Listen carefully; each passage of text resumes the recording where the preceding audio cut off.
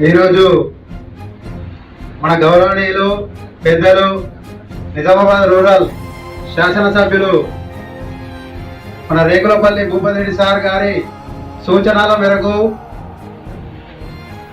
మన Congress party senior నాయకులు దొడ్డు లింగన్న గారి ప్రథమ వర్ధంతి ఉన్నందున ఈరోజు యూత్ కాంగ్రెస్ తరఫున రక్తదాన శిబిరాన్ని ప్రారంభించడం జరుగుతుంది.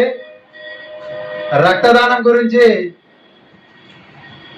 రక్తం తయారు చేయలేము, ఓన్లీ దానం చేయగలము.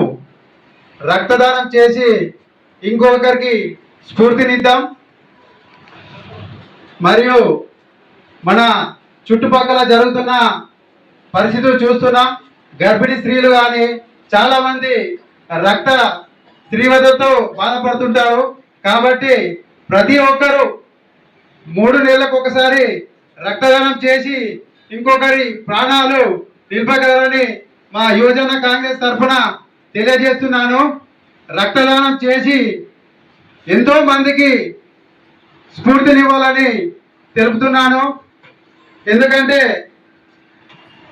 అన్నదానం ఆకలి తీరుస్తుంది, రక్తదానం ప్రాణాలు నిలుపుతుంది.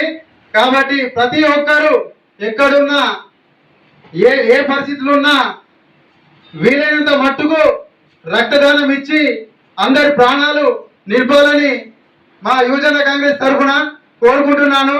ఈరోజు మన దొడ్డు లింగన్న గారి ప్రథమ వర్ధంతి ఉన్నందున ఆయన జ్ఞాపకాలు గుర్తు చేసుకుంటూ సార్తోని ఉన్న సన్నిహిత్యం రాజకీయంగా కానీ సారు అలాంటి సీనియర్ కార్యకర్తను గుర్తించుకొని ఈరోజు మా యువజన కాంగ్రెస్ సభ్యులకు పిలిచి ఇట్లా చెయ్యాలా, ఒక సీనియర్ కార్యకర్తను మనం స్మరించుకుందామని చెప్పి సారు గుర్తించుకోవడం ఎంతో చాలా గర్వకారణమని మా యువజన కాంగ్రెస్ తరఫున మేము సార్కు హృదయపూర్వక నమస్కారాలు తెలియజేస్తున్నాం.